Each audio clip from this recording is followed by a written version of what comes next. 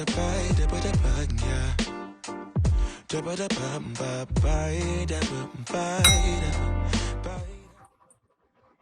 friends. Good evening. This is Gabby here at Poiema Studio Podcast.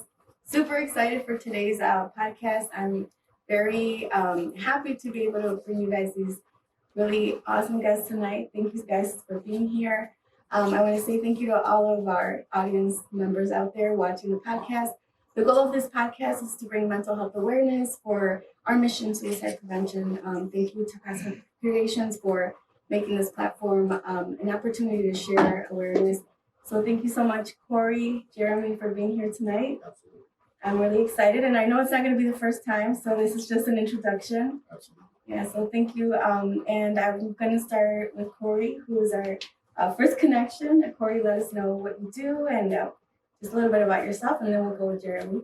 Yeah, no, absolutely. So my name is Corey Dixon. I'm a city councilman here in the city of Elgin. Born and raised here, product from school district U46, and been growing the community. So really happy to be here. So thank you so much, Gabby, for having me. Thank you. Your brother here, Jeremy. Yes, my name is Jeremy Hawkins. Been born, in the suburbs. Raised here in Elgin for the last 25 years. Entrepreneur here in the area. I'm excited to be on the show, and the topic is very personal, so I look forward to it. Thank you so much. I have seen Corey's name out on social media for a while, and I know that you do a lot of things in the community. So I wanted to make sure to bring in people that I have a heart for the community, because that's what we're trying to do here at Poiema, to share stories, not just like we see artists out there on social media, but there's nothing like having a connection, seeing the face of someone in our community that can be vulnerable and share a story that might inspire someone else in the community. So we connected a little bit last time that we met on what this topic is and why it's important to you guys. So kind of let you guys That was go. a conversation in itself. That right? was, That was yes. a great time, yeah. That was a great conversation. You guys grew up in Elgin? Yeah. And you guys are two of, I think, 7 siblings, right? We still got to count. Yeah. So I'm a middle child. Okay. Okay, so I have 2 younger brothers. Jeremy is one of those. Okay. Jeremy also has a twin, so we have one younger sister. And then we have 4 older brothers. Okay. One that passed away who's older as well. And then we have a couple of older sisters. Okay. So y'all do the math. Right. So what got you into, being part of the city? Where does that passion come from? You know what? It definitely wasn't intentional initially. For me, it really was, I started off just running the streets here in the city. Okay. I sold drugs. I did not really care for school. Mm-hmm. I didn't get into any trouble with the police. Like I dodged that for the most time. But It's good. I grew up just running around, just not being very productive when I was younger. And when I was in high school, someone pulled me aside and basically told me I needed to do better, and I couldn't do that. And I believed them, and from there, I got into college by like the skin of my teeth, and I said, you know what, I'm gonna change my life around and do better. And so it was in college that I first volunteered at the Boys and Girls Club. And through that volunteerism, I realized I really enjoyed helping people, and I enjoyed giving back. And but I was a business major, and it was like, well, it's too late to switch your major to teaching or social work or something like that. So I was like, when I get a chance, when I get out of college, I'll figure out how to pursue, that love community that I had found in college. And so I graduated in 2007. In 2008, the market crashed like terribly, and I was actually a relationship manager at Fifth Third Bank, and I was right across the street from Jewel. The market crashed, and I took that as an opportunity to start volunteering here in the community. to start really like following my passion. Went back to school and got a master's in public administration and concentration of government. Started sitting on boards and commissions and took other leadership programs and then started teaching leadership. And then I got a fellowship with the Obama campaign when he was running for re-election. And then I came back and it was just like, I think I want to run for office. And, and it worked out. Let's backtrack for a second. Oh, okay. Give them the story about the dream that I told you I had. Okay. Why don't you tell the dream? You tell the dream better than I can. Yeah, let's hear the dream. It was your dream. You tell the dream. Yeah. So one day I woke up and I told my older brother Corey. I said, I had a dream. I had a dream that I was just walking around campaigning for you. Wow. Yeah. And the dream was so vivid. And then so many years later, he came back to me after he decided he was going to run. He's like, "Do you remember the dream that you told me?" Uh-huh. Yeah. And then I thought about it, and I was like, "Wow." Yeah. Now here he is. Wow. We need Jeremy to have more dreams and then let us know what's going to happen. I know. There are some other dreams, but Jeremy is my baby brother. But we grew up in a household where my father passed away when I was very young. My mother remarried. And out of that marriage came my brother Jeremy. And so that father who actually raised us passed away when Jeremy was 5 or 6 years old. So I was more of like a father figure to Jeremy. So Jeremy is like my baby. He's my brother, but he's also my baby at the same time. I used to push him around the neighborhood in the stroller, him and our sister. Yeah. And so I just wanted to point out, like, I wanted to have him here because of this really important subject, that we're embarking on. So yeah, no, thank you. And I'm really excited. Like I said, one of the things that really I was grateful for is because we want to reach out to the minority community. Mm-hmm. And there's so much division out there in the world, like in society, that we have to bridge the gap because suicide, mental health, it's like we're all vulnerable. We all have a brain. We all have, that thing that we share, a heart, and that we can, close those gaps and, erase those lines that separate us. So I'm really grateful that you guys decided to come. And I know that last time you were sharing a little bit about Jeremy's story, and then getting to meet Jeremy today, like he said, this is important to me because you have your personal story, right, Jeremy? Absolutely. Yeah. So tell us about it. Why is this important to you? And I look forward to having you guys come over more times and talk about other things. Yeah. So why, this subject in particular is important to me, depression and anxiety. This is something that I was diagnosed with a few years ago, severe depression, severe anxiety. This is something that I came to accept.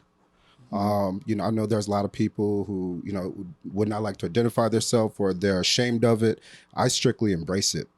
I learned how to cope with it. And so I would say starting back, I believe, from when I was a child, I believe that's when it kind of triggered without me knowing. And I would say that by starting saying, as he mentioned, our father passed when we were younger. And I would never forget, I was 6 years old. Wow. We just took a trip to Disneyland, and a couple days later, I was actually sleeping in my parents' room on the floor, and I remember my mother trying to wake my father up, and I just remember him not waking up. I remember the ambulance coming down bringing him down the stairs. I remember the sound of the stairs. I remember my mother's scream, and I think that is what really caused it at a young age. Yes. From there, my brother Corey, he left off to college. So I was pretty much the man of the house. My other two older brothers, they were out, they had families. So I believe, my mom took great care of us. She always provided for us. But, the man of the house term, as, we always hear, I believe that comes with, a lot of pressure, whether we want to be recognized or not. Yeah, a lot of responsibility, even emotionally, right? One of the things that we were sharing and we agreed on is that that cultural belief that men have to have it together and they have to be strong. Yeah, I mean, in the black and the brown community, and I'm speaking just like particularly in the black community, like that's exactly what it is, right? Mm-hmm. You just shake it off, walk it off. Yeah. If you have issues, suppress them. Don't tell anybody. Walk around like nothing happened. Yes. That's and it's like that culturally for a number of reasons. It's almost like, you know, you're bred to be like, you have to hold things together to keep what you have, because if you don't, you know, you're not going to be able to survive in this world. So it was almost like a necessity when it was like guarding your true feelings. Yeah. What do you think about that, Jeremy? I definitely agree. I definitely agree. I definitely think, especially with men, it's very hard. We're supposed to be tough. We're supposed to be macho. We're supposed to hold everything in. And I think that's when it all crumbles. That's what I personally experienced. I held it in for so long until physically my body had a breakdown. And where I had to get rushed to the emergency room. I didn't know what happened, but I've been bottling up all these feelings, not talking to anyone, until it just, you know, it exploded. And from then, that's when I realized how important your mental and your physical, you know, how important it is to be healthy. Yeah. And if I can just add to that, you know, as Jeremy was going through these things, and coming from a culture where that's not being discussed, right? From the outside, like you almost feel helpless, right? You don't know how to take it. You don't know how to work because you just didn't have any background, any understanding of how it goes, right? So like from a family member's point of view, definitely from friends' point of view, like you feel helpless and you feel bad and you wish you could just fix it, but you just can't, right? So you just try to be there and try to be as supportive as you possibly can, which never just really feels like enough.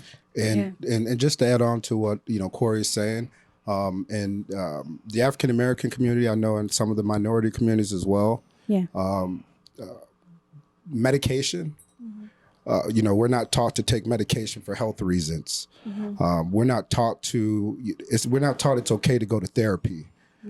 So those are the two biggest things that, you know, I've learned. We weren't taught to cope, let out your feelings and cry. And so those are big key components that helps me daily to fight the battle that I continue to fight. I remember, like, even when you're little, like, usually we tell boys, like, don't cry. Like, you look like a girl crying. And then men kind of, like, take that in, like, oh, even though I don't understand, like, what's so wrong with being, like, a girl, you know? That's another thing. I'm like, I want to say what's wrong with that. But we establish that difference even since we're little. Like, don't be a baby. Don't cry. And it's like, you're supposed to cry, especially at 6 years old, that, you know, like, you're going through a grief. You're going through a loss. It's a normal human thing to cry. It is. And I think it's also just a part of American culture in general, too, right? It's like, you know, get up, work, you know, keep going. Like, don't stop. Like, don't rest. You know, work 24/7, right? So it's like ingrained in you, not even just from a cultural thing or just from one ethnic group to another ethnic group. It's like that's like the motto and the mindset of America almost. Absolutely. And so it's just like all this stuff, all these layers just piled on top of each other. And so now we are in a place where we're realizing a lot of people have mental health issues, right? Everyone has had some type of battle with mental health issues, if they realize it or not, or if they admit it or not. And another thing is, like, now we see nowadays people, like, you could be looking your worst, but you put a couple filters in there and you look good. That's how it is emotionally too. We like live behind these masks sometimes, or like what you were saying, Jeremy, is like you isolated from your family. So even if you have family or friends that want to help you, a lot of times, like, you know, what I was sharing with Jeremy is when I was depressed, like, I hid. I was sleeping way too much. I was hiding from everything. Like, if anything, I felt like I was failing everyone around me. My family, like, I'm like, they're not going to understand. So the thing to do is you isolate yourself. And that's what you shared, right? Yeah, that's absolutely what I did. I got into such a deep depression. I probably sleep for 16 hours at a time. You don't want to shower. I wasn't talking to my brother, my mother. You know, they'd have to do random checks on me. It was like I just buried myself under a rock. It's so deep that I felt like there was no return. And as a family, I can just imagine or even if I feel like, especially like after COVID, you don't know, are they just isolating, or are they like for COVID reasons, or Right. what's really happening? And I would say the hardest thing is a lot of people, they say, you know, it's okay, just give it time, give it time. Mhm. That's the worst that you can, because when we're dealing with it, we're so deep into it, we have no route for escape. So I think, you know, one of the best things for me is my brother. There was many times where me and him just spoke, and he just listened to me cry, and I just let it all out to my brother. Yeah. And it's just that feeling of knowing he's there. Maybe he might not understand me, but just knowing he's there, Yeah. that's a big part of it. Yeah. Yeah. What was the did it affect your daily life, your life in general, and how did you manage that? Absolutely. I'd have panic attacks throughout the day. I, you know, could rush to the emergency room multiple times. Just, you know, I'd feel like I'm almost having a heart attack, but it was just the stress, high blood pressure. So the day to day, you know, my depression, it was bad, like severe bad. I know a lot of people out there that's dealing with it. You know, upset stomach, weak stomach, vomiting in the morning, vomiting throughout the night. I would say another thing is once you know, they say it's scientifically proven, mental health also causes memory loss. So there's you know, probably 2 years ago, there's pictures that I've seen. I don't even remember being there. Wow. There's conversations I was having with people, or I thought I had with people, that never happened. And that was just some of the, you know, the cause of the depression. Yeah. And I'm sure that affects anyone in their work life and their daily life, even relationships. Yeah. Because you might be with a partner who's expecting you to be a husband and be a father, and you're absent, Yeah. like And- emotionally unavailable. Yeah, and you know, one thing Jeremy hasn't mentioned yet, you know, he's a husband, right? And he has 2 daughters, right? And 2 young daughters, right? So it's like so it's almost like you have to deal with yourself, right? But then at the same time, you have these people that you're also responsible for, right? So it makes it even more difficult.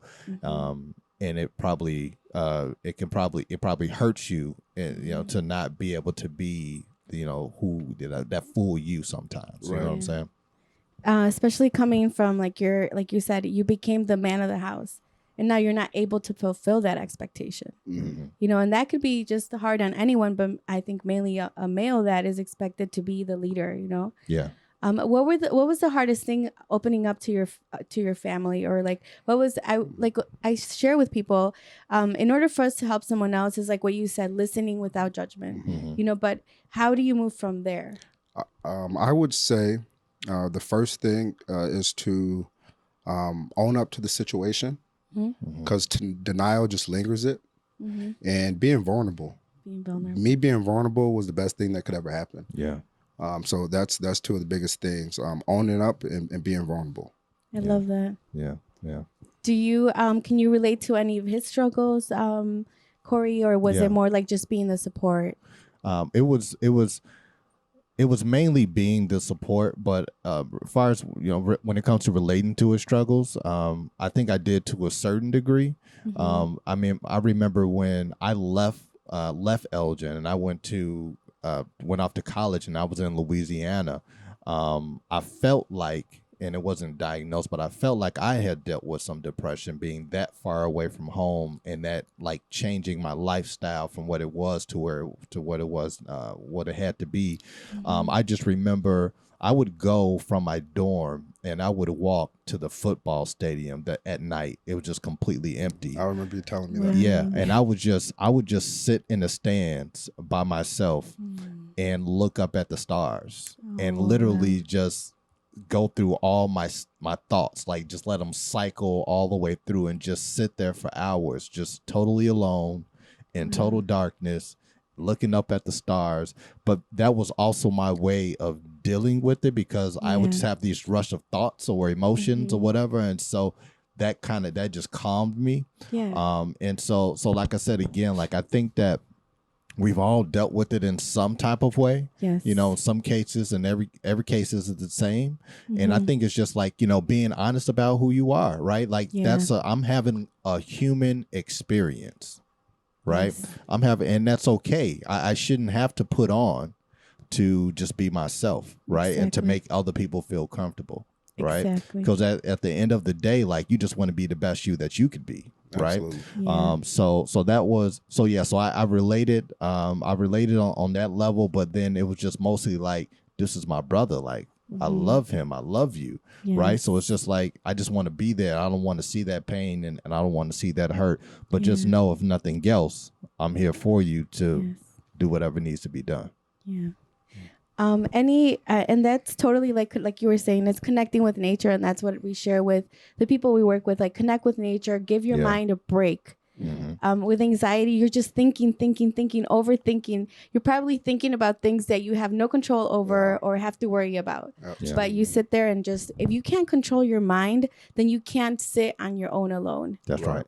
So any tools that you use during this time, Jeremy, after opening up and, being vulnerable, anything that you related to in the sense of, these are the tools that help me get through it on a daily basis? Aside from talking to family, I'd be referred to some other people that was going through the same thing similar to myself. Okay. I actually have a best friend who's dealing with some of the same similar symptoms that I've been dealing with. So speaking with him, having someone to lean on that's dealing with the same situation, that helped me tremendously. I would also say I got into riding bicycles, doing something physical. And then yoga. I started doing yoga. I didn't know you were doing yoga. I was doing yoga. You was doing yoga? I didn't know that. All right. Absolutely, yoga. And then also I just started listening to a bunch of public speakers.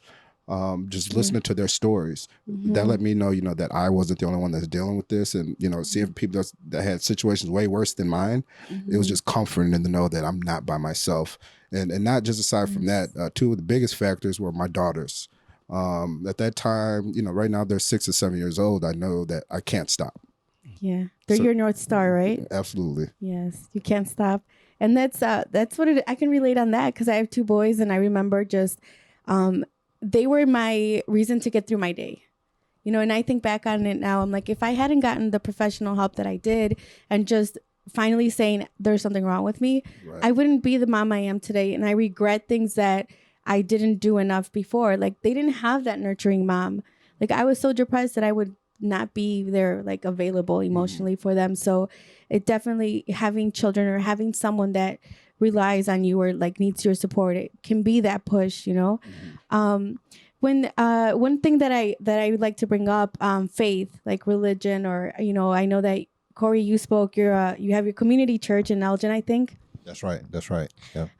How can someone who is part of a faith-based community bring this up? Because I know that sometimes you don't necessarily get that support, and being raised in a church or in a faith-based family.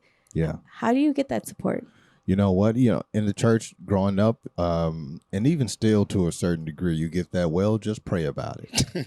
Yes. You get that, well, just wait on God. Leave it in God's hands. Leave it in God's hands. Whatever's going to happen is going to happen.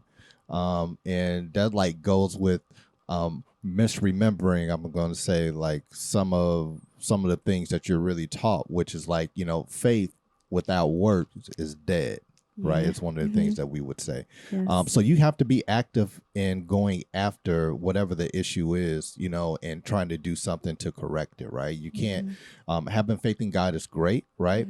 But you also need other things. So like if you go to the doctor and they prescribe medicine, like you need to take the medicine, right? Yes. If you just can't pray on God. So that is a part of it, right? But I've never been of the mindset where I'm just gonna pray, unless it's a situation like I just ain't gonna do nothing. Yes. But I'm not just gonna pray about it. Like I'm gonna be trying to figure out, and I'm gonna listen for the wisdom, I guess. Yeah. Exactly. And that's what I'm like, let's talk about that, because so many people feel like, okay, it's not working. And I'm like, you have to try different things. Like, I love it when you say I did yoga. A lot of men are like, oh, I'm not going to do yoga. Right. And that was actually my first response. Was it? I'm like, I'm not doing yoga. Heck no. But then after doing it, I'll tell you what, I was so sore. Yeah. That's a real workout. It's a real workout. And it really calms your mind. Yeah. And like it elongates your spinal cord. It has so many benefits to it. So absolutely. Yeah, like when we bring we do painting art therapy here, and I usually get I am not an artist. And I'm like, there is nothing wrong with picking up a paintbrush. Yeah. Nothing's gonna happen. Wow. And then you just like it's really like getting your mind away from things. Right. Like we post stories like that last 30 seconds in our Instagram, in our Snapchat, everything. It's like our mind is just in a go, go, go, right? Yeah, right. So doing something like painting, yoga, going on a hike, all the things that, you know, we need to make time for, Yeah. you know? Yeah, that, and I think starting your day off on a positive note. Sometimes I wake up, I look in the mirror and I give myself a pep talk. Like, you know, I'm going to beat anxiety today. I'm going to beat the depression today. I'm going to feel better today. Love that. Or, you know, my brother, he'll send me a motivational message in the morning, or some of my cousins will send each other motivational messages in the morning. So, you know, that helps, you know, keeps us going as well. That's a really, really good thing to have that kickoff in your day. Yeah. I tell that my group, we do write 3 positive things in a journal every day. 3 things you're grateful for. So gratitude creates positive mindset. You know, what is your way of, let's say you're having a really stressful day. What do you do in your day to manage that? Because that's another thing. Chronic stress is a silent killer. Yeah. And we don't realize that. You know, we just think, oh, everybody's stressed, everybody has a job. But, you know, what is your form of getting through that? Mine, listening to public speakers at night.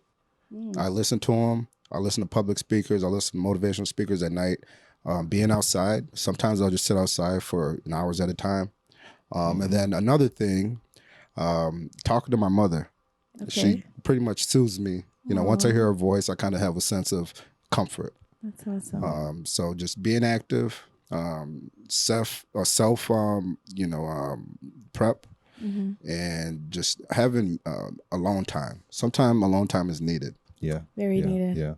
And I would say just for me, it's I like comedy. So sometimes I'll put on, you know, something I know is gonna make me laugh. Right. Yes. I think back over like the journey of my life, like where I started, where I'm at.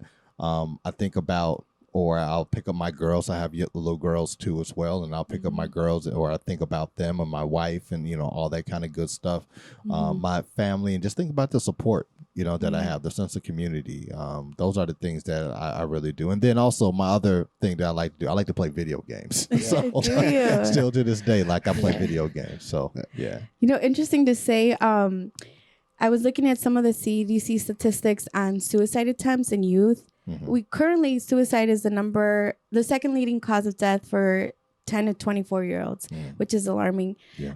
Last year, the suicide attempt in girls, 12 to 17-year-olds, was 50% higher than the year prior, but only 4% in boys. So we were thinking, I was like, why? What's the big difference? And I was reading something about boys have a gaming community that they didn't have to leave their house for. Right. And girls, when they went remote, they missed their friends and their relationships. So I was like, you know, maybe video games can be a good thing. You know, for boys, they have a community. I always tell my son, I'm like, go outside, go play. And he's like, Mom, all my friends are on a video game. Right. Like their friends across the street are playing with him. Yeah, like who I'm gonna go outside and play with. Yeah, no, and some parents don't understand that. Yeah, you know, I grew up playing video games. We grew up playing video games in our household. And I don't think our mother ever really bashed us playing video games. No. You know, she'll just say, you know, make sure the room is clean. Like she'll, you know, some stuff like that. But I was never one of those. I didn't grow up in a household where it was like, you need to stay away from video game. It was never that. And I play online too with the headsets, and you have like this other community, right? People I've never seen, never came in contact with before in person, but they're on the video game, and that's totally fine too. So it's like, that sense of community, you just need it in whatever space that you're in. So the video games definitely provide it. So I can see how that, you know, absolutely works out with those numbers. Yeah. And you're out in the community a lot, Corey, right? I try to be. You know, I try to keep active. I sit on a bunch of boards, you know, Human Relations Commission, Liquor Commission, Alignment Collaborative for Education, Greater Family Health, Food for Greater Elgin. We have our own foundation, Alanza James Foundation for Youth. We do the annual back to school barbecue bash, my brother and I and my team. We're getting ready to get right now to give away turkeys. I mean, just all kinds of stuff. So I just try to be as active as I possibly can. Cause I just love my community. I love Elgin. I love the diversity of it. I love the beauty in it. And, you know, and I just try not to be like everybody else. I just want to be the best me. It sounds like you have a lot on your and you know, to have a family that supports you and that is there with you, and obviously just being human. Like, I love that you have a connection with, being in the community out there. You're not like I tell people, leadership is a gift to serve. Right. It's not like a social status. It's not like a right that gives you like a platform to be better than everybody else. And so I love that, because before I even met you, like I saw you on social media and the connection you have, and I think that helps the community just itself to be in a healthy community. And I call show it that. I call it servant leadership. Yeah, servant right? leadership. Servant leadership, right? So it's not it's not really like I'm not looking to always be a leader and everything. I'm out there just in the community, and then I can get bossy sometimes. And so as you saw today, yes, right? I saw today. He was telling me how to fix stuff over here. I was like, all right, Corey, I'll let this one slide. Yeah, no, that's awesome. And having girls, you guys just have girls, right? Girl dads. Yep. Girl dads, that's awesome. Yeah, What's your favorite thing to do with your girls? There's a lot. My girls love the park. They love riding their bikes. Cool. But lately, with the weather changing, they love bonfires. Oh, So we'll sit out and we have bonfires. That's awesome. They have their marshmallows, and then just watching them dance to music. That's awesome. Yeah. How about you, Corey? Yeah, for me, piggyback rides. Aw. I love doing that. Riding on my shoulders, things of that nature. My girl, I have my baby girl, my middle child, Corinne, she's really creative, so she likes to draw. So sometimes we'll sit down and color and draw together. Cool. My baby, Kylie, she loves the iPad. So so I might just be sitting down watching a video for her. And then I have my oldest daughter who's 16. Her name is Jada. She's a teenage girl, so it ain't a whole lot of anything. But she loves to play video games. So she had, cool. so I got her into video games. And so in her room, she has a video game setup. So I will play video games with her sometimes. That's cool. That's cool. Yeah. My son always tried to make me learn. And I'm like, how do you guys even do this? I cannot. Like, it's just impossible. So that's definitely a difficult thing I can't learn. I'm like, I just give up. Yeah. But I'm going to tell you what, actually, my real favorite thing to ever do with my girls is to just talk to them. Oh, that's awesome. Just talk to them, right? Yeah. And it could be about nothing, right? But just communicating with them, like reading them, letting them read my facial expressions and my emotions. And I have this one video I posted on Instagram. It was a long time ago, but it was me and my baby girl, Kylie, and we were talking. And I can't understand anything she's saying because she was 2 at the time, right? But we're communicating, and every time I say something to her, she's saying something to me, and I'm going back and forth. And then she knew that I was being funny. I knew that she was being funny, and then she would say something, and she'd just bust up laughing. So it's just like just sitting down, just being in the moment. And being present, and just having a conversation. Yeah. My 10-year-old and I will be Snapchatting each other from like the living room to my bedroom, just like with filters, because that's what they're used to nowadays. Like they're so into their devices, and it's like we have to find ways to connect with them. And my son's almost 17 years old, and I'm like, let me tell you, he's a teenager. I'm like, that's like, I think one of the hardest ages now, like connecting with them, allowing them to open up and having that conversation. Yeah. And for teens right now, like that's, seeing the spike in anxiety, social anxiety, depression in these youth. And it's like, what is a good way to get them to open up, especially boys? I think it's a little bit harder to get them to open up. Like they're always like, I'm good, Mom. And I'm like, no, tell me how your day was, not just I'm good. So what would you guys say to parents out there? I know you guys have little girls, but Corey and Jeremy back in high school. You go first. I would say, our mom was tough on us. She didn't want us to get in any trouble. But I feel like we were blessed in a way. Our mom, she had to be strong. She had to be tough. She was a single parent of, 5 kids at the time. So I would say our mom had a very good balance where she was strong on us. We knew we had to stay out of trouble. We knew we had to go to school. We knew we had to help take care of the house. But at the same time, she'd kiss us, hug us 24/7, let us know there's no secrets. So that I think was a big help with us. Yeah. And just like to talk about that experience too, growing up, I knew I could talk to my mother about anything. And still, even to this day, I can call my mother and I can talk about stuff that other people they would be super uncomfortable with talking about with their mom. I can talk about that. We can talk about that with our mom any day. And my mother had this saying. She would say, "Lie to the police, but don't you lie to me." Yeah. Right? I like that. You lie to the police, but don't you lie to me, you know? And so it's like that mindset of like, you can talk to me about anything. Like, I love that. don't you be ashamed, you know? And so my Yeah. mother also always talked about how her emotions and the things that she went through, because she was widowed twice, right? So her high school sweetheart, which was my father, right?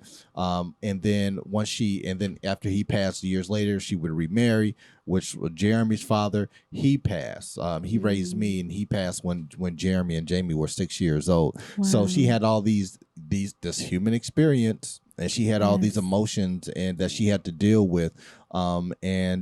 She battled through it. So it also served as a way of encouragement. But I would just tell kids, teenagers that are going through stuff, to just know that you're not alone. You know that there are resources out there for you, and that you should talk about it, right? You should share that with your parents, or find someone that you do feel comfortable with. And talk about things. And just piggybacking off what Corey said, and I throw some of the pressure back onto the parents. Yeah. Like my mother, she can look at us and just by our face, right, and walk in the room, she knows when something's wrong. That's right. So I put it back on the parents. Get to know your child. If something's wrong with my child, I can feel it. I don't even have to be in the room. Right. You know, that's how close, that's how close our family was. So I just put it back on the parents. Make that connection with your child. Talk to them a little bit more. Yeah. Don't be so strict on them. Let them know, my mom told us before, you're going to mess up.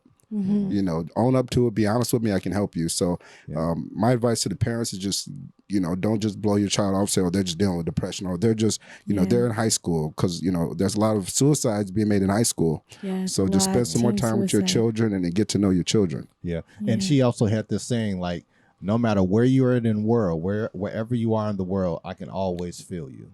Right. So she would tell me about this story, how one of my friends I went to high school with, her mother or his mother came up to her one day and was like, "Hey, your son, Corey, he's gone. He's so far away from home for college. Like, why'd you let him go? Like, how do you do that?" Right. Yeah. And my mother was like, no matter where my son is in the world, like, I can feel him. So I know when he's all right and when he's not. Right. Yes. So yeah, that's just like to go to what Jeremy is saying, like, communicate with your kids. And maybe that's what I'm doing subconsciously is saying, like, my favorite thing to do is to speak with my daughters. Yes. Yeah. To just get down to their level and say, I'm here, right? Yeah. And when I say down to their level, like, physically, yes, but doing things they love, like you're saying, video games, things that you may not see yourself doing, but just as long as you're there. Right. As long as you're there. Yeah. One of the, we were talking the other day with a family that lost their son, and he was going through some bullying at school, and they never found out. The son never told them anything. And so we were talking about that, about how sometimes as parents, we go with what the school says, because he was getting kind of like in trouble, but it really was like he was getting involved with the wrong crowd, So the dad was saying, I just wish I had never like yelled at him for it or disciplined him.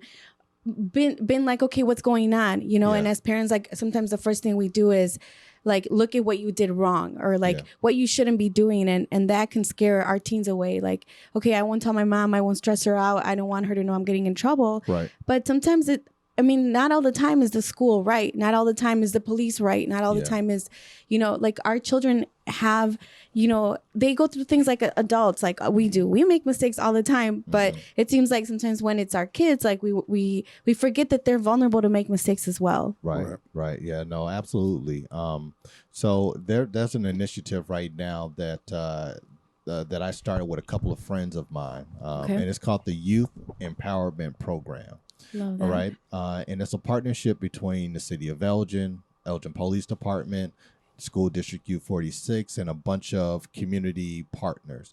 And the impetus for why we did it is because the student resource officers that were in the schools were disproportionately arresting black and brown kids, right? Mm. So arresting could be a couple of different things, detaining, right, setting aside, whatever the case may be, but it was disproportionate. Mm. So instead of complaining about it, I said, well, we're going to figure this out. Let's do something about it. So a couple of friends of mine that I grew up came to the table, met with the police department, said, let's work on a project together.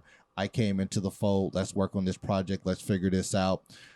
A year later, which is now, we just got approved this youth empowerment program. And what it is to stop that from happening. Okay. It's also to stop these home visits that were happening from the police department, like just popping up on these children's home. Mm-hmm. And then also when it comes to the other end of it, which is the mentoring. Right. So they're going to be youth groups because you don't know what's going on with these kids. Right. Exactly. You can't assume anything. Right. So these youth groups will be serving as a tool for them to be able to let some stuff out. Right. Because we carry around these traumas with us and we keep them for 10, 20, 30 years, whatever the case may be. And when you and these kids, they don't feel like they have an outlet. And then everybody else on social media looks like they're happy, but a lot of them are just as sad. Like a lot of them are going through just as much, if not. It's like a front. So you feel alone and that you like, man, like the world is okay. Like they're happy. Why aren't I happy? Yeah. Right. And that's a farce because they're really not happy like they look. Right. So you have to be intentional about these efforts to give these children the devices that they need in order to deal with the stuff that they're dealing with. And what they deal with today is not even what it was 10 years ago, 15 years ago, 20 years ago. It has changed so much. This world that we live in, that you also as an individual, as an adult, you also have to realize there's some stuff that they're going through that I didn't even have to deal with. Exactly. Right. The human experience. And realizing that they're like, we never had social media before that. Like you're saying, we looked at people and said, oh, everybody's fine. Everybody looks like they're living the perfect life. Right. There was nothing to compare it to before. Right. Like unless you were out in the neighborhood playing with other kids, with your friends, you got to see only that part. And now they're close. Even through the pandemic, they were at home remote learning. They were probably most than likely just on their phones, looking at social media, seeing how perfect everybody's life is. Yeah. So then that is like what we want to say, like, no, like it's okay not to be okay. It's okay to be going through a trauma, and this is how you get through it. This is how, as a community, we can be there to support these youth. And like, if the parents are struggling, we know for sure the kids are going to be struggling. Right. It's not just... sometimes kids get taken into the dean's office or taken to the counselors and they're like, how can we help you? Like, let's be here for the child. But we forget that it's probably something happening at home. And that's the hardest part as parents, to say, I have something going on with me. There's an issue going on with me. It's affecting my child. And that's what I want to tell parents. Like, it's okay to not be okay as a parent. But once you get the help, you're going to be a better parent. Absolutely. And opening up that conversation. No doubt. I mean, when parents go through stuff, their kids go through it with them, right? And parents will sometimes think that the kids don't understand what's happening, right? And kids may not have the words to articulate what's exactly happening, but they know that something is wrong, right? Yes. They know that daddy is sad, that mommy is sad, right? They know that there are some shifts and changes in routine and emotions and things of that nature. So maybe they don't have the tools or the words to articulate what's going on, but they feel it, right? And they can internalize that, and that internalizing it turns into trauma. And that can turn into a whole lot of other things if it's not addressed. Yeah. Like Jeremy was saying, it took so long when it finally just started affecting your physical self, your life in general, and that's what we don't want to get to. Yeah. And that was more than 10 years. That was probably about 12 years after our father passed away. Yeah.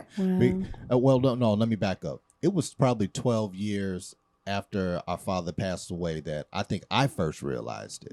And he was down at Lincoln University, at HBCU in Missouri, at Historical Black College University in Missouri. And he got really upset that when he was down there at school, and that was like the first when he got really upset. I think he had a panic attack, and he called me afterwards or during it, or one or the other, and I was like, whoa, like that's different, right? I had never experienced those emotions with him before, but that was like 12, maybe 13 years after our father passed away.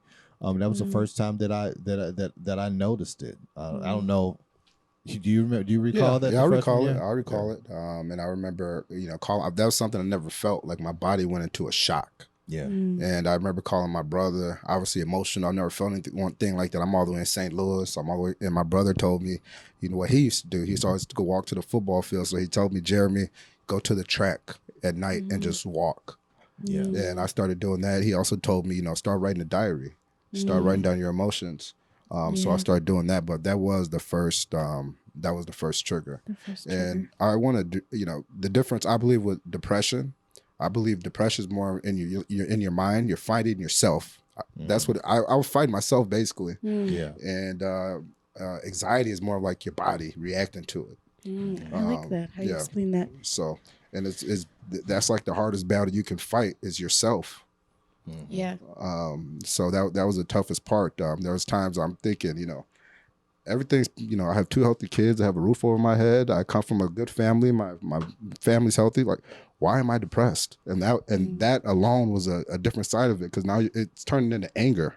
And it got to the point where I stopped taking the medication because, I'm stronger than this. And I almost killed myself because I went into a withdrawal. And afterwards, my doctor told me never do that again. Yeah, I was basically in the bed for 4 days straight, sweating, shakes, vomiting, couldn't eat. That's how potent the medicine is. And the medicine alone, I mean, that's a whole different other conversation. It is. There's so many other side effects that I experienced that, I wouldn't wish on my worst enemy. So it is just so broad. It's so broad. It is so broad. Yeah, I think that there's the thing is sometimes people think, okay, I'm going through this, I'm gonna take a pill and everything should get better. No. And that sometimes can be almost like putting a band-aid on the whole situation. I think there has to be a social, emotional, like healing in combination with medicine. It can't just be all here's medicine, it's gonna help you. And it's a good point that you're bringing up when people get off of it cold turkey, and it's like you can be more suicidal than if you were before. Getting off of this medicine. And you have to be very careful. Growing up, our mom, she didn't really give us any medication, not even Tylenol. We'd have to pretty much sweat it out. That's just how we were raised. So she didn't give us any, or go drink some water or something like that and lay down. That was the medicine. Take some tea. Here's some tea. Yeah. It wasn't even tea. It was just straight water. Yeah, drink some water. You'll be okay. Drink some water. Yeah. But so going into a natural shock, getting rushed to the emergency room. I didn't realize what they were giving me at the moment, but I noticed once they gave me the medicine, it was like I was back to normal. And then they prescribed me like 3 different medicines. And the next thing you know, I'm feeling like a zombie. I'm feeling like a zombie. And anxiety, depression's getting worse. Blacking out, temper tantrums, suicidal thoughts on a couple occasions. And when I started experiencing the suicidal thoughts, that's when I poured all my medicine down the toilet and said, I can't do this. And it got way worse after that, obviously after taking the medication. But that medication makes it worse sometimes. So it's very careful to watch it and not just watch it, but some people become addicted to it. Yes. Yeah. And now we have youth that, sometimes they go off of medication, off of height, off of weight. And I'm like, you're giving medicine for an adult to youth that their brain is still not there. It's not matured yet. It's like they haven't had the time that they need to actually be taking some of this medicine. Right. One of the things that I love what you said, Corey, is helping youth have mentors, just people that have gone through something that could be there for them. And that's what we hope to have here at the studio, to have a space where these young people feel safe, that they feel like they can express themselves, be artistic. A lot of times artists get shut down, like especially guys. I think that they're like, oh, that's too feminine. Like you can't paint, you can't write poems. Yeah. And it's self-expression, really. It's like being able to be yourself. And I think that a lot of youth that, especially there's so many youth out there that are in separated homes. Some youth don't have their fathers.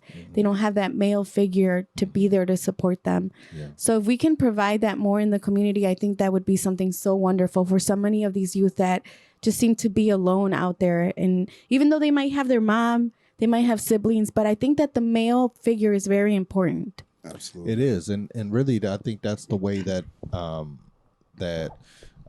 society and the household, as we have always known it to be in America, at least, is, you have a mother and you have a father, and you have that balance, going on inside your household, and I think that we've lost a lot of that, and that alone takes away some sense of community when you don't have that stableness inside of the house. Because it was when our father died that I got bad, because now my mom was a single mom and she was working all the time, and I was free to do what I wanted to do, basically, right, until she got home. So so it was like, so not having that father figure in the household, in our lives, changed me. And then I realized, years later, like, hold on, like I'm moving the wrong way. So I remember coming back home, and Jeremy was there at home, of course. And so now I'm like, nah, Jeremy, don't do this, do that, So he lived he had a different teenage experience than what I had. And it wasn't just because of me, but it was just because Jeremy was also just different too. Yeah. Right. So his friend groups, his support groups, and what they did was just like totally different from the guys and the girls that I was growing up, hanging around with. But having a father figure and somebody to steer you in the right way is like super important, period. Yeah. And for me, and it was actually crazy for me, the person that stepped in when I wasn't doing well was a woman. It was two women, right? One is Joyce Fountain. She's a retired school board member, School District U46.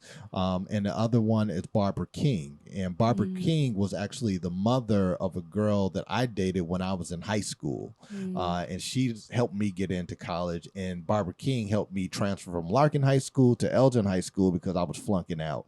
And she gave me another environment. But it was those two women that was like, Corey, you can do better. So it doesn't even have to be a man sometimes, but it has to be somebody that you identify with. And these were two black women. This was somebody that I identified with, that understood my culture, my plight, my struggle, and could speak to some things. And then it was also like, if you don't get your stuff together, you're not going to date my daughter no more. If you don't get your stuff together. I gotta step it up now. To school real quick. Yeah. That's too funny. And I think it's also having the mentality of, I'm ready for change, and this is not what I want. Right. Even if That's true. at a young age or even as an adult, like if someone comes and says, here's an opportunity, you have to be able to be in the right mindset to take it. Or you have to have the right people that will allow you to change your mindset and to say, let's make it different.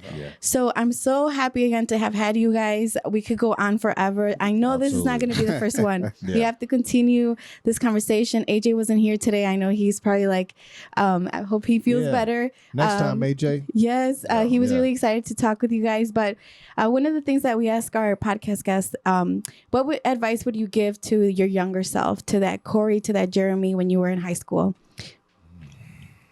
I'll let you think about it for 10 seconds. What would I give I'll start. Yeah, what would you tell yourself? What would you tell that young Corey, and any advice? I would probably, if I could go back and talk to Corey, I would tell him to take advantage of the opportunities sooner. Okay. Right. Because I really love, I was a pretty good student, elementary, junior high, and then it went sideways. I would probably tell that Corey, like, invest more in your books, sooner. I would probably also tell the Corey, stick with football and basketball and don't fall off and start smoking weed and hanging out with your friends all the time. Like, I would probably go back and correct that, because that's when things started to go sideways for me when I was young. So, and then just like, hey man, like, everything's gonna be all right. Yeah. You know, I like that. It's gonna be all right. Yes. Myself, I would probably say to just, I wish I would have slowed down. I was so eager to be older, have my own apartment. So I moved out when I was 19, working 2 jobs and going to school. So I wish I kind of just would have slowed down a little bit and kind of let things, you know, fall in place instead of rushing into adulthood. Yeah. I know when we're young, we're so invincible. We want to be independent. We want to just be on our own, but it's not as easy. Right. So anyone out there listening that you're young, enjoy it. Live every day, one day at a time. And can I just say one more thing? One more thing. To anyone that's battling depression or anxiety, stay strong. I'm with you. You're not alone. It's okay to cry. It's okay to seek help. It's okay to be on medication. Keep fighting the good fight. Yeah, that's a great. And okay, and let me just say one last thing too. A quote that we came up with when we created Lanza James Foundation for Youth was a quote that I brought to the table, and it's never give in, never give up, always keep on going. Love that. So never give in, never give up, always keep on going. And if anyone needs any words or advice or want to vent, I can be reached on Facebook, Jeremy Hawkins. So feel free to reach out to me, shoot me something in my inbox, and I'm always here to help in here for you. Yep. And Thank me, you, I can be Jeremy. on social media too. Corey Dixon True. That's CoreyDixonTru. Twitter, Yes. Facebook, Instagram. You can find me there. Thank you. Thank you. Yes. Reach out if you need any support. Again, thank you so much for being No problem. vulnerable, Thank you for having sharing us, your Catherine. It was stories. fun. Yeah. And we hope to see you guys at Poiema Studio more than just this time. Absolutely. Okay. Thank you, everyone out there watching this podcast. Please share this this experience that we have to be able to connect with others. It doesn't necessarily have to be in person. It could be through this platform. So thanks again for you guys coming to our podcast, and we hope to see you guys next time. Have a good night. Dinner by the waterway. It's that sweet life. Raise your crops. Made some dude crack a smile. He asked if I could stay a while. I'm living that high life. Time to catch a flight, but you can make me go. Unlocking all the memories of my new home. Ventilated echoes playing to and fro, back and forth, yeah. Caught some kids dancing in the alleyway. Crazy how the melodies began to play, yeah. Tell me how you feeling when you hear the lyric, yeah. My heart's in Stockholm. Now I never wanna go home. I left my heart in Stockholm. Now I never wanna go home. Shutting the girl. I brought a girl on my Vespa. She said I already told ya, yeah. I never dated a black guy. I said you're brown yourself. Let me offer help. Come on inside, where everybody knows your name. Everybody knows your name. Time to catch a flight, but you can make me go. Unlocking all the memories of my new home. Ventilated echoes playing to and fro, back and forth.